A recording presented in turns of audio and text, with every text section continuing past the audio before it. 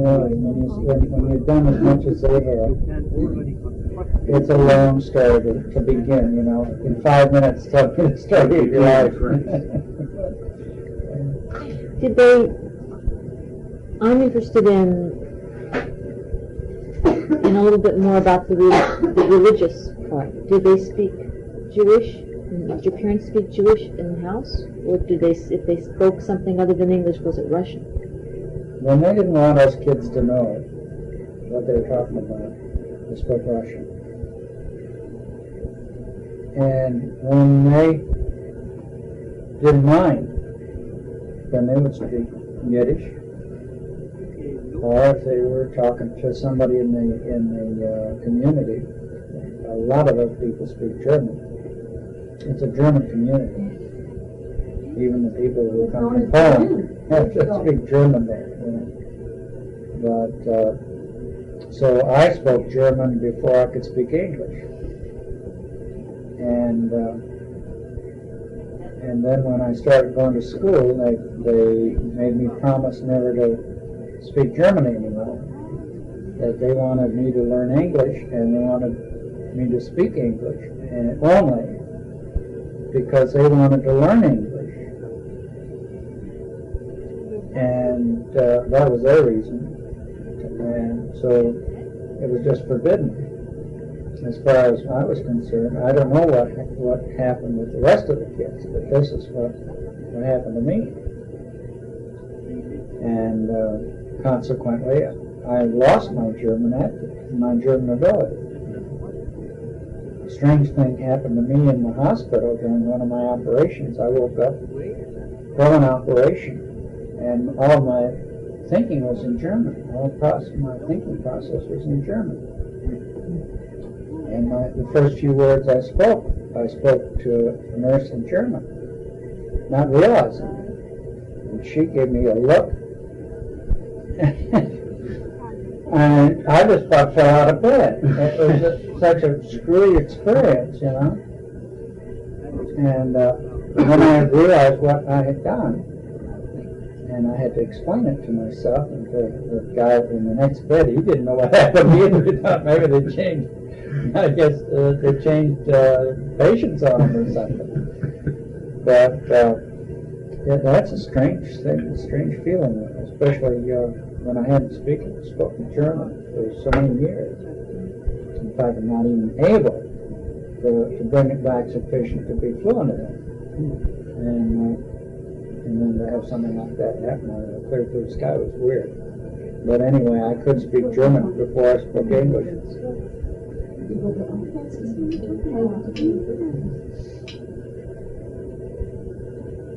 How long did your father work in the tire factory? The accident. He did that before the accident and after the accident at the restaurants? Yeah, right.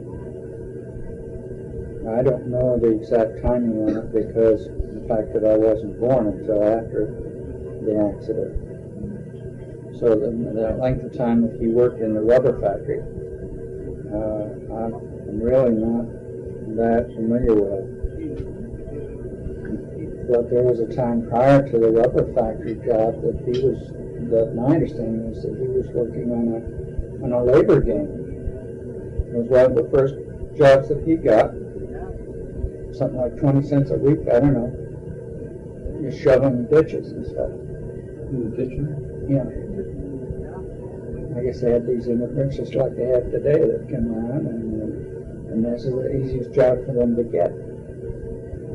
To get on one of these labor games. Because my mother always told the story about how she admired him.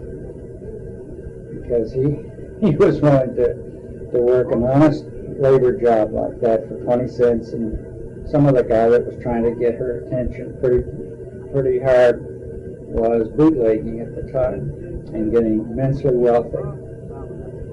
And since she knew them both, and they were both enamored with her attention. She chose my dad. She thought that he was so noble and great. But she said she'd have been a lot richer faster if she'd have gone the other direction. She was a good socialist.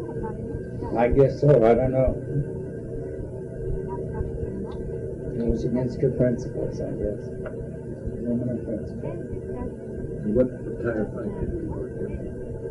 It was Kaufman Rubber Company. Now, I never knew if it was a tire factory or not. It was called Kaufman's Rubber Company. And it's still there.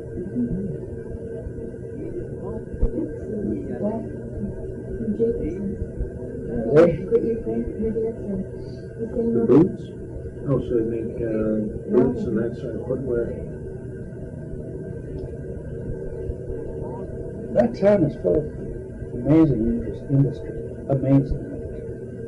Because most of those industries that exist there were actually started from scratch by people, by immigrants. Brought technology with them. They weren't all just, so many bodies. They brought their brains with them. They brought a lot of technology to this country. And settled in that area. Can you tell us any stories you remember about your brothers and sisters from when they were kids? I don't know if I should go into that. Nice You stories. really should. My stories? He's not to lose his membership in the Klan. Yeah, you better not. That's the truth. No, I go off the record with that. Getting what his dad tells me. Because I do know a lot of them that I've discussed with them personally, and I think they are personal stories. That's why I wouldn't want to go into it with anybody else except them. There's a lot of things that are very vague in their memories that I do remember very vividly. You just assume that you forgot. Well, no, they're really, in a way, that some of the things are very upsetting to them, and they're kind of glad that there was a witness they forgot about. This little kid, running around that actually saw what went on, and so they're kind of glad that I did bring back some of the things that they couldn't remember very clearly. That's why I say most of it is personal. Some of the things most of the things that happen to them in their eyes that they have clear memories of, I know nothing. Because they don't talk that much about that stuff in front of me. I would like to know some of those stories. That's why I love to get together like these, like we have now.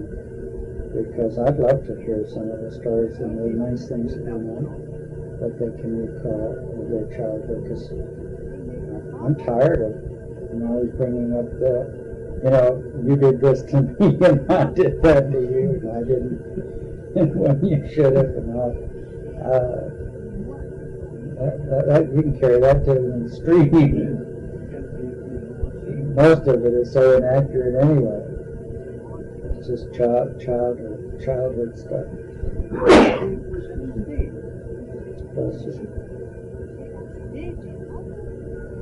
I love to hear them talk about stuff that happened before I was born.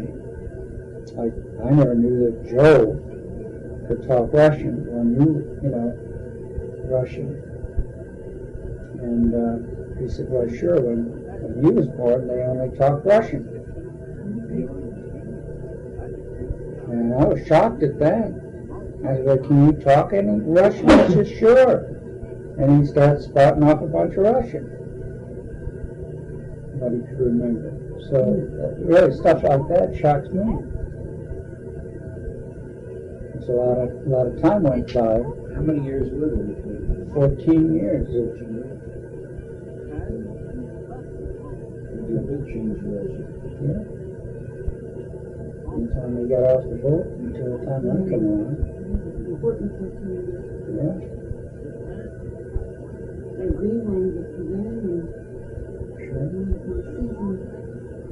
Awful lot happened to them. Awful lot. I always thought it'd be great if my mother could just dictate into a tape machine or something, and and somebody would write some of the stories that had happened to them. It's quite an adventure. And they're not alone in that respect. Just about any immigrant could do it the same. Yeah. I mean, you talk about your progress. And in those days, when the generations come and the progress in our time, things sure slowed down. They had their goals, and they made it as high as they possibly could. Yeah. Yeah. They sure did. Today it's such a big event if your kid reaches a goal. Oh my God, they want to make him a superstar or something. And really back then it was the way to go. It was up.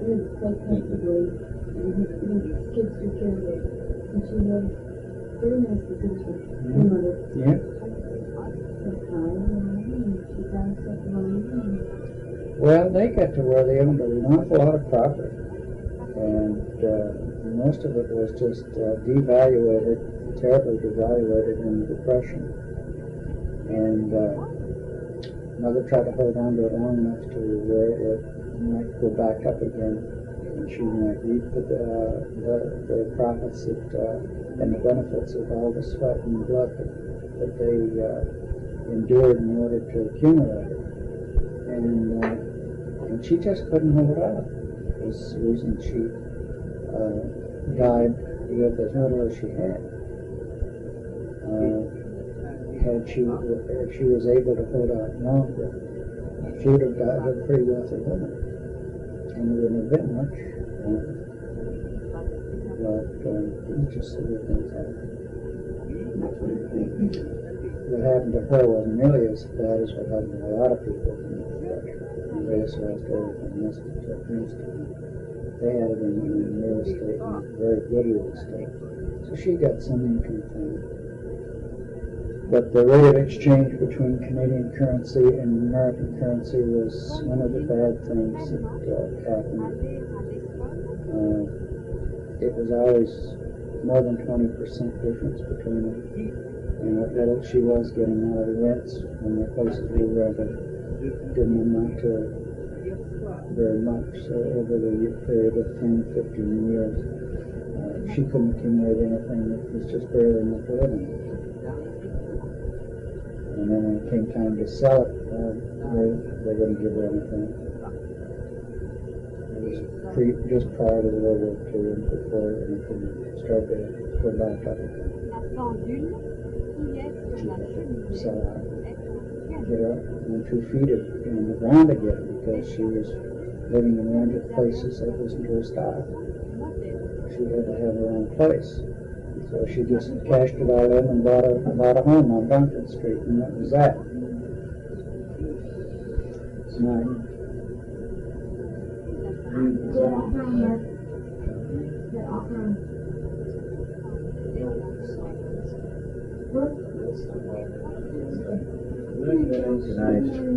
Night. Well, what else? What did they do during the Depression? Well, you mean about the Depression? As since they accumulated all this real estate, that meant that they had a lot of mortgages. And they borrowed to keep their payments going on the mortgages.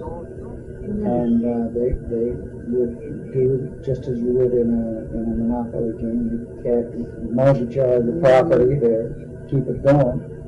And when they couldn't keep anything going, well, they'd sell a piece of property in order to keep the rest of it going. And borrowed on all their insurance policies. They bought all kids' insurance policies and so forth. So they borrowed on that. And of course, when it came time for the insurance policies to pay off, there was all these loans against them. So they didn't get too much money on insurance policies when they matured. But that's how they tried to, and that's how they struggled through the Depression. They were not good years for them because they had a lot of competition in their business. Their competition was selling booze, and they had, here again was where a principal held them back. It was against their principle to sell booze. And so the competition was taking over what business there was during the Depression. And they were just holding their souls together, really. And the kids were growing up and having all their problems. Every time I turned around, they were running, dashing over across the border, trying to get this one out of trouble and that one out of trouble.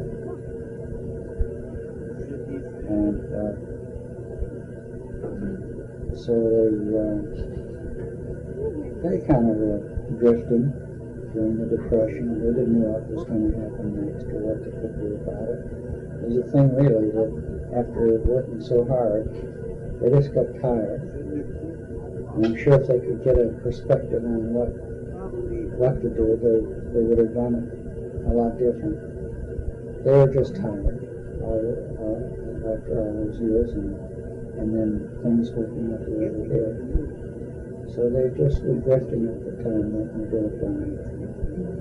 This is how I felt when I was living with them by myself. All the kids were gone. And there's an awful lot of times that I felt that they were just staying there on account of me until I finished school.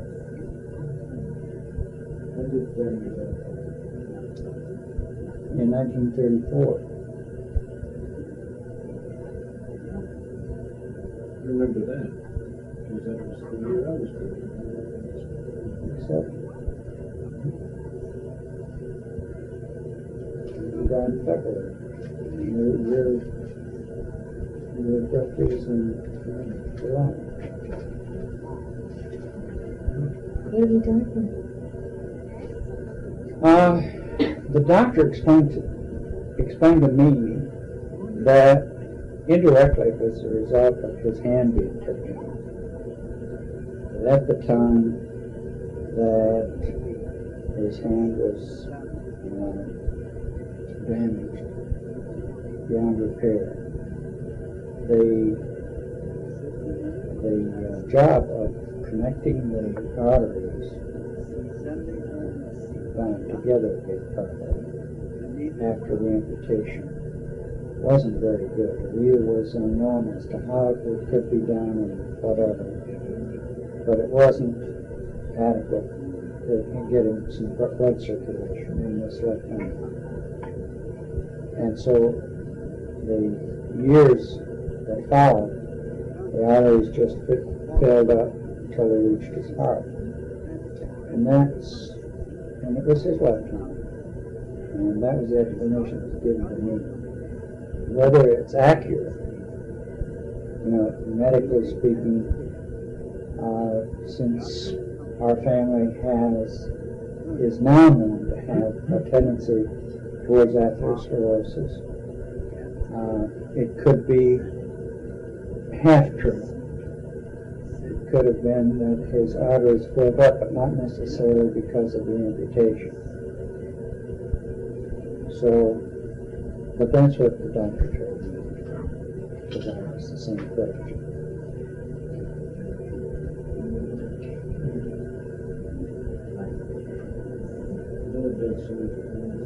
Yeah, they kind of fall over. Like flies. Yeah, they fall off like flies.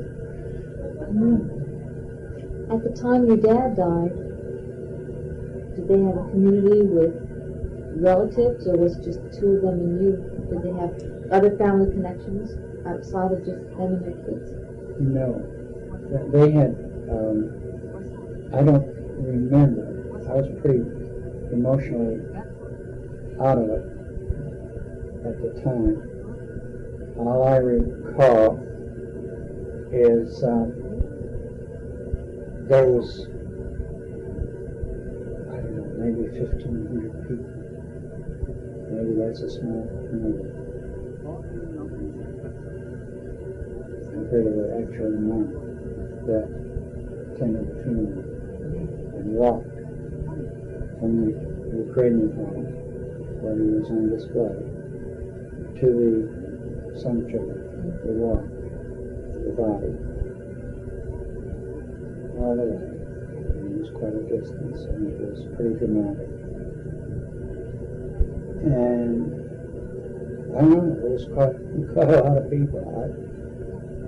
I say 1,500, I don't know. The streets were filled with people, so I remember, and I was shocked, because I didn't know that they were that well known or anything about funerals to speak of. It's the only funeral, in our own family at that time. And, but there were just thousands of people that came and viewed the body. And then, as I say, the streets are filled with a procession walking to the cemetery. And how many of them were our family, and how many were just people that they knew well enough, that they would be interested in leaving their work and coming to the funeral. I don't know the answer to who they were. I was just out of it. And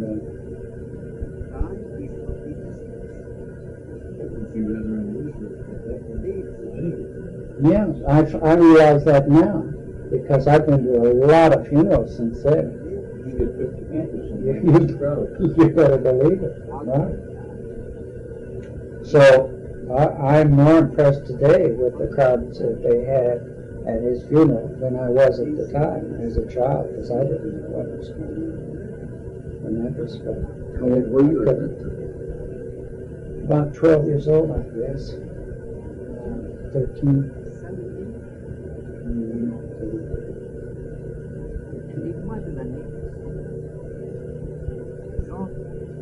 I should have been more acquainted with death than I was, but I guess I thought that's the first funeral I'd ever seen or heard of. I never know whether it was a big funeral or a small funeral or what. Was there a big community of those people, the immigrants that come over that were socially together that had something to do with it? There were different groups that seemed to be represented. There was, as I mentioned, this large Ukraine group of Ukrainians. But there were others too that knew them through business, and people from the factories, and politicians, and their followings, and just so many people. I wish I knew more about it now. I wish I would have asked my mother more about it. It sort of wound up being a mute subject around her, because she remained out of it for over a 10-year period. She was that shook up by his death. Over a 10-year period, she was well, you knew her the first 10 years that you were of your life. She just mourned his death that long before she allowed herself even to accompany it another minute. She was lost. She was a soul that was lost when he went. Just woke up. She didn't know. A strange thing happened. I like these little strange stories. A very strange thing happened. I was with him at the time he died. And she was downstairs in the restaurant. And at the moment he died, I heard her scream downstairs. Blood-curdling scream. And I didn't know what to do first, because he was having this convulsive thing, when he died, and her screaming her head off downstairs. And I knew there was a customer in there at the time. And I just took off running for the doctor. When I came back, the doctor went upstairs. I went in downstairs in the restaurant to see about her. And she was just pulling her hair and sobbing. Pulling her hair and sobbing. And I thought maybe she went upstairs to see her or something. She hadn't. She says to me, he's dead, he's dead, he's dead. And then I went in my room by myself and I stayed there until they came and took the body away. But that always bothered me. How the hell did she know that he died, and at the moment he died, when she wasn't even in the room? No, he couldn't. It was just, he was like trying to catch his breath, you know, and his body was in a convulsive attitude, and he didn't make a sound. Yes, for 2 weeks. But he was feeling better that day, and he was up, sitting on the couch, dictating a letter to me to work. Wanted to write a letter to work. See, I don't know, Lloyd was having some troubles wherever he was in Toledo,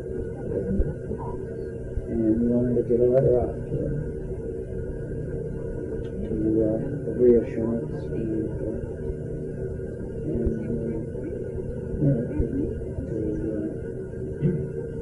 make sure that, because I guess when they last parted, they had some words together or something must have happened that he wanted to reassure them that he you know.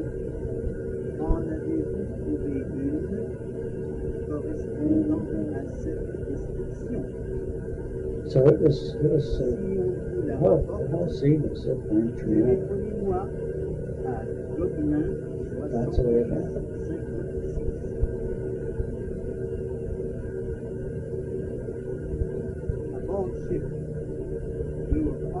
They know what was wrong? Not really. I don't know if they did or they didn't know. I don't know if the doctor or what the doctor knew. I was told that he was just had flu. But I had no idea that it was, that serious. And it may not have been. It may not have been that serious. Yeah.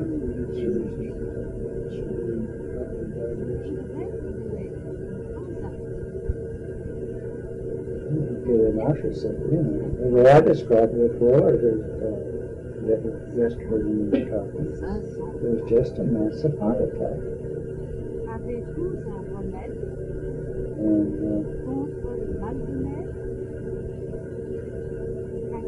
whether it has any bearing on his diet, whether one saves all sorts of other things. But,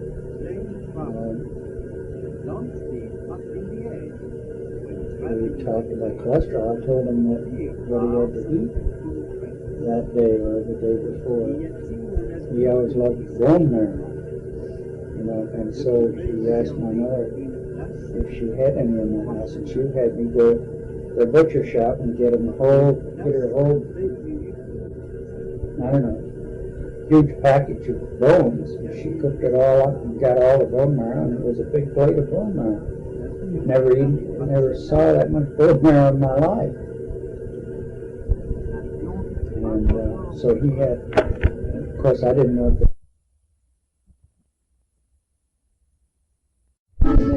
the religious strain keeps coming back into the family. People are going into that area. His name was what? Baron. Her mother's name. She was a Baron. And her father's name was... I don't know what you want to Wait a minute. And her father's name was Hydrans. First names? So good. On the other side, Father's side. My father's side was Voikhansky originally. The way it was pronounced. how do you spell it? Well, it's Russian sounding. Voikhansky. They didn't know how to Is one spell the it. highest? You know, in English it doesn't spell very well. So on his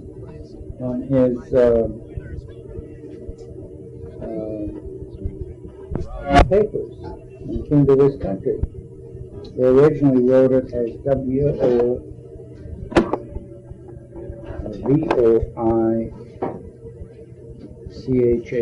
Voikhanski, and he pronounced it Voikhansky. When a little bit later on, when it became naturalized, they changed it to Voikhansky, thinking that would be more Americanized. Actually, it's more Polish than American, and that's where the WOHK and SKY came. And then later on, Ed was the one that discovered the name Warren to even more Americanized it. So it came from what was it originally? Voikhansky. Voikhansky. Yeah, Voikhansky. to Voikhansky, and then to Warren. But both mother and father were Russian origin, and they were both Russian, and the religion was both Russian Jewish as opposed to Israel Jewish, which is entirely two different religions. Because the Russian Jews, their history doesn't at all fit in with Israelites' history at all. So, in that respect, they had a similar background. It wasn't like a Russian Jew was marrying an Israelite Jew or something like that. As far as the religious beliefs were concerned, they were a part of the Russian pogroms to wipe out the Russian Jews, which is today, as far as the news is concerned, is still going on. They still don't want to have any Russian Jews in the country there, in Russia. And yet they won't let them leave. They're just a group that has always been oppressed all these years. And of course, as children, we always heard these stories of what they had to go through when the Russian Tsar would send his people through. You know, what they would think nothing of just ravaging their villages and doing what they want to it. Where were they from? Where in Russia? In Russia, I have it marked on my map at home. While they were still alive, I made sure that I had them pointed out on my little map of the world. And I don't remember the name of the town of my father, but I remember, I think it was Vitebsk, but I'm not sure. Willard knows where it is. I have it marked down, but she was from Gomel, Gomel, or the way she pronounced it was Homo. That's Gomel, and it's very close to the Polish border in the northwestern part of Russia. Now, she never knew too much about her history or background. I mean, I don't know why. Maybe it's because they were such a large family. Maybe it wasn't all that important. They're keeping those 13 together. Yeah, I guess so. But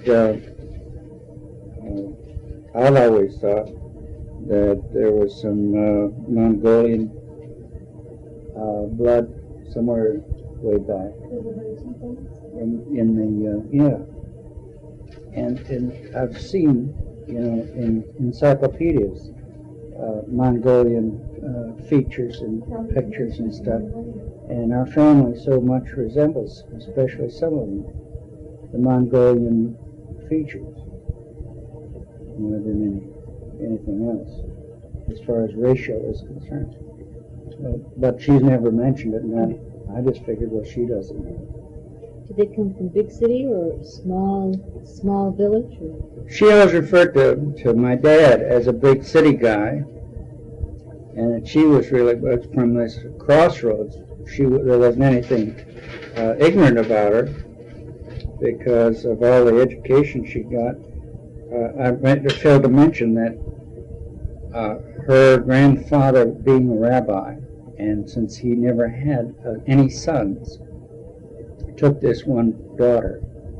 I guess she was his oldest daughter, who was my mother's mother, and he gave her all the rabbinical teachings that he would have given his son if he had one.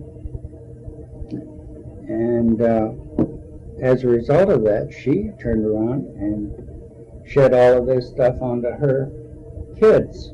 Now, I don't know how many of them it stuck with, or how much stuck with any of the rest of them, but every one of us 6 kids can tell you plenty of it stuck to my mother, because, boy, that's where we all get our philosophy and everything from, is from her.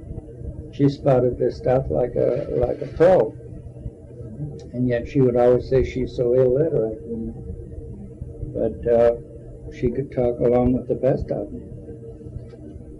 And so there was a whole lot of stuff going on and coming down from that side of the family. That's why we talk about our mother so much.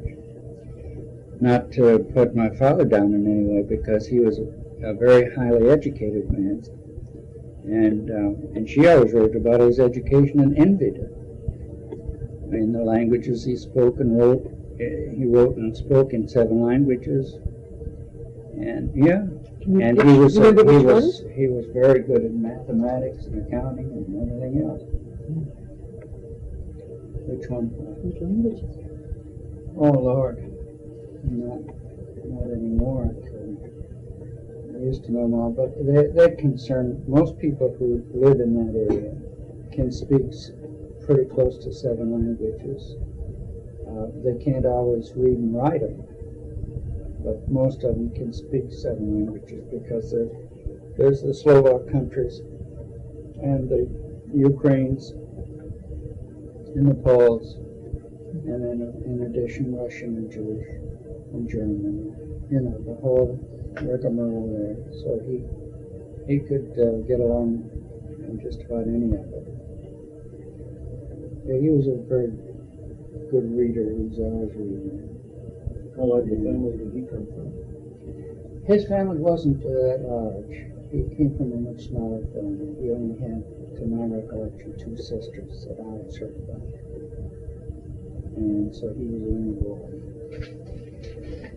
And he was also from Russia. Yeah. Did they meet there, or did they meet? They met on the boat, and since they had so much in common, they met on the boat coming over.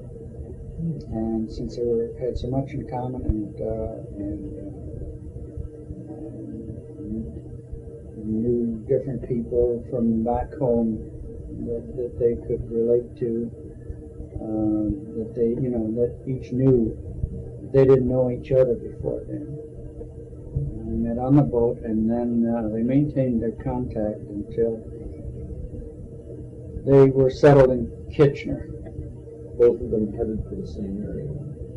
I don't know the exact details. There was, now I find out just yesterday or today that, who was it? Joe said that, Joe Chaffetz, the half-cousin in Toledo, the plumber, that he and his original family also were living in Kitchener, which I wasn't aware of as a kid and growing up, before they moved to Toledo. I didn't know that. My father's brother also lived there before he moved to Detroit. That I didn't. And I always felt it was strange that he changed his name to Schaefer, almost to the same name as my mother's name. But for some reason or other, I guess that Schaefer it can be considered to be a German name. It was acceptable at Ford Motor Company, where anti-Semitism was very big, and they wouldn't hire any Jews. So that's how he got in when Ford Motor Company was very small yet, before they ever produced during the time that they were producing the first Model T. Yeah. In fact, the strangest thing is that I bumped into a guy who worked with him at Ford Motor Company who was retired down in Fort Myers. And he knew him. Because they worked together in the same department. That was your father's brother. And he also had two sisters. Yeah. So it was four in the family. Four. And his father's brother had two daughters who may still be living in Detroit or in that area. So instead of changing his name to Voikhansky or whatever, he changed it to Schaefer. To Schaefer, right? And since he had nothing but daughters, I don't know what their married names are. So we've kind of lost contact with them. But we have pictures of all of these people. And if I was to look at the picture, I probably wouldn't even recognize who they are. But somebody in our family would, like today. They were identifying pictures. They would recognize them. And they have quite a few children, as I recall. Those two daughters on my dad's side. And his sisters were very good at writing letters. They wrote a lot of letters back and forth. He wrote to them, they wrote to him, I remember that all through the years that they always wrote a lot and maintained communications, whereas my mother didn't.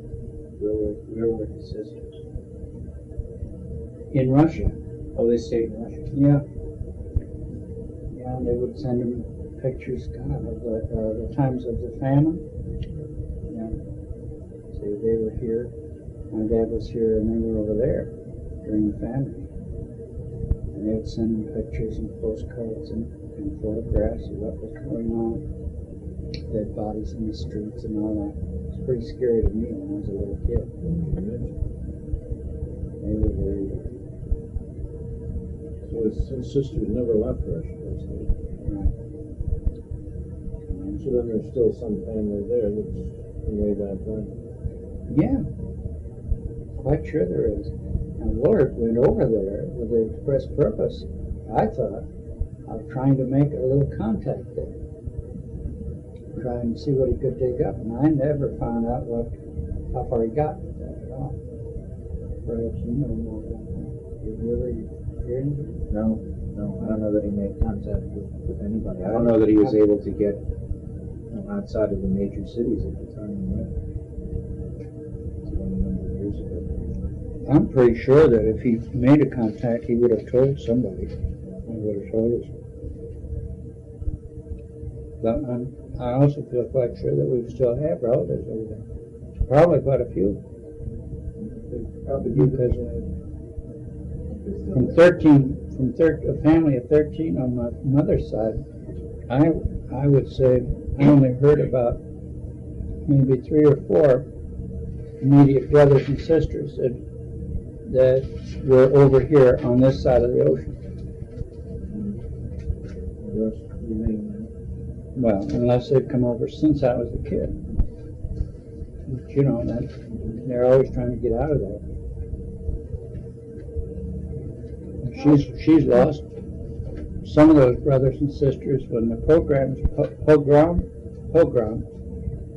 would come around and try to conscript them into the army and stuff. And they wouldn't go, so they just take them out in the backyard and shoot them. How about political activity? Were either of your parents come from families where there had been a lot of involvement in the socialist movement? Not a lot of the family. I don't know about the rest of their family. I do know about my mother in particular. She was quite a militant. Of course, no matter who you were, if you're a militant, your name was Mud. Because in those days, the Communist Party and the Tsar were fighting one another. And then you had a third group also that was involved with that, that was trying not to get involved with the hot war. And the other two factions were trying to get them involved on their side. And so everybody was in danger. And so she somehow got involved with the Communist Party or the socialist movement, and got herself put in jail, in a dungeon In Russia? For those activities. She calls herself a political prisoner. She was a political prisoner then, and she was under 21. She got married when she was 21, and she'd already been in Canada for 2 or 3 years. So she must have been a teenager at the time. Just like you would consider some of the young kids going to college now. And so I don't know exactly how much time she spent in there, but she got free. And through the underground, got out of the country. And so she had to come over here. Yeah. And everybody was trying to get out for one reason or another. And how about your dad? Well, as far as being a political, his politics, he sort of stayed on the fence. He I don't know whether you would call him as extreme in his thinking when it came to politics. He was always trying to be the humanitarian, and he didn't approve of a lot of the things the communists were doing. He didn't approve of anything that the Tsar was trying to do, and he was one of those guys that whoever he thought was doing the right thing, that's who he was pulling for. But I would call him a liberal, a great liberal. He went along with some of everything. A little bit from the best of both worlds. But out of his mouth, I heard much more for human rights. He wasn't as militant as my mother was. She had a bone to pick. You can imagine. And so they got along all right. I remember when the Roosevelt days came along, how they hooped and hollered and thought that was the world's greatest thing that ever happened to the working man. And a lot of the liberal ideas they put their hopes on, but they were into up to their eyeballs in philosophy, political philosophy. That's all that ever went on there, day and night. With anybody who walked in, they especially with there's so much education going on around Waterloo and Kitchener, educating young priests and preachers and things. And they would get into great discussions over politics and political ideology, and they would love it. They were up to their eyeballs before they got to America, and they just felt that we have such a wonderful thing over here. It would be a shame for this country take on some of the mistakes that they just saw with their own eyes. So they didn't mind speaking out. They had a lot to lose, a lot more to lose, really, than a lot of people. They didn't mind speaking out. That's what they felt and what they believed in. I guess when you have to go through it yourself, you see it a little bit different than if you've really never experienced it. And then it just becomes a matter of discussion, jawboning, as they say.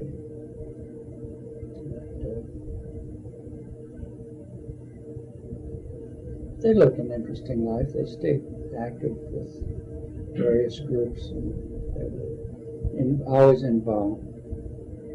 Along with the time of raising a family and taking care of their business, and worrying about everybody in their own family, worried about everybody in the whole social event of life, just everybody.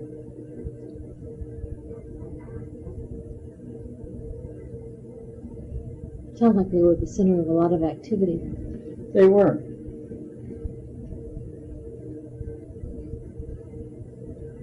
They didn't want to disconnect themselves from what was going on.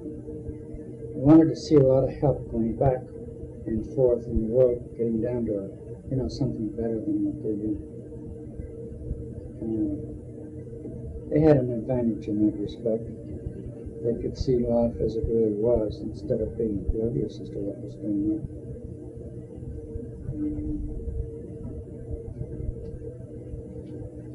They had a way of expressing themselves too that was a little bit better, I think, than most people. I don't know where they came into that, but because neither one had as we know today, a college education and all that. But yet they could converse with anybody with as many degrees as they want,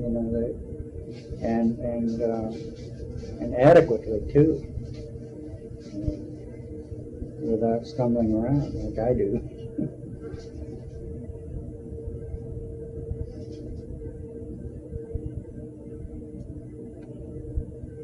If they were active politically there, how politically were they activated? Just for human rights generally, or were they involved in other people?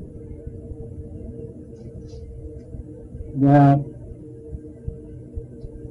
they had various groups that they belonged to. I remember the Ukrainian group was their most active group. It was a social group that where we went almost every week. And they'd put on a dance, and a lot of guys would get up there and perform the Voikhansky, and they had a real good homemade band, orchestra. They were non-professionals. Was this Jewish and non-Jewish together? Oh, sure. No, I never even knew there was a Jewish group per se in the community. I grew up thinking that there wasn't a real pure Jewish group. I found out much later that there was. But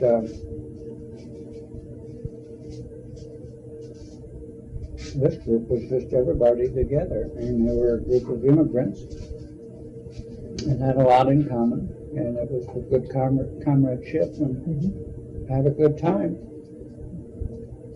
They'd go over and dance and, play cards and put on little skits and plays, and the kids would have their activities. It was just a good time. As far as doing anything political is concerned, it wasn't really. I was never aware of any politics going on within that group at all. If they belonged to any political group, pure and simple, it must have been some other group, because I was never introduced into it. Their political activities, as I recall, was limited to influencing as much as possible anybody running for office locally, and knowing what was going on in the politics of the town. We were always aware of everything that was going on, who was doing what to who. And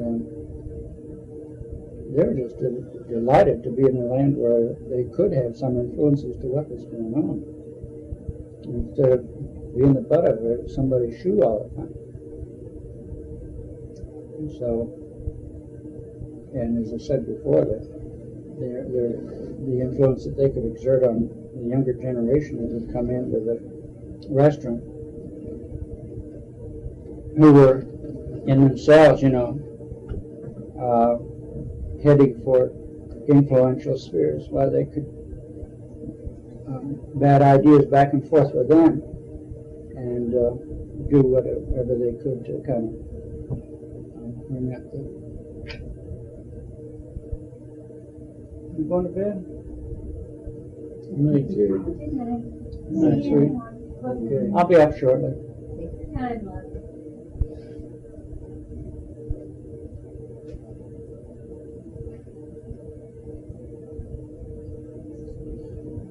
As far as the Communist Party is concerned, I don't know if they were or if they were not when they were in Kitchener.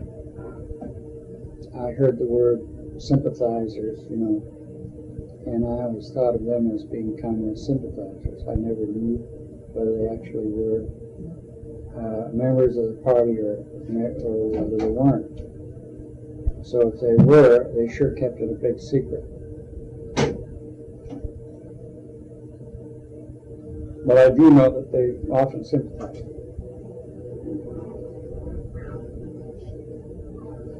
And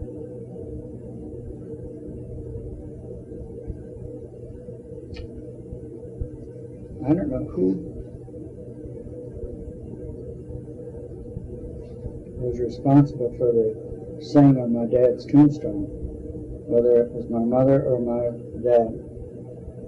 But even on his tombstone, they've got something that pretty much tells about what kind of people they were. And really, I think in a few words, that tells you an awful lot about them, both of them. I can't repeat the whole thing. It's the most beautiful thing that I think it's beautiful. Mourn not the dead, but rather the silent or apathetic living, who see the troubles and misfortunes of the world but dare not speak. Mm-hmm. You got it, yeah. Very good memory. Wow, listen to that. Mourn not the dead, but rather the apathetic or silent throne. Yeah, something like that. Apathetic or silent living, who see the troubles and misfortunes of the world but dare not speak. And I had understood my father, though. I could be wrong.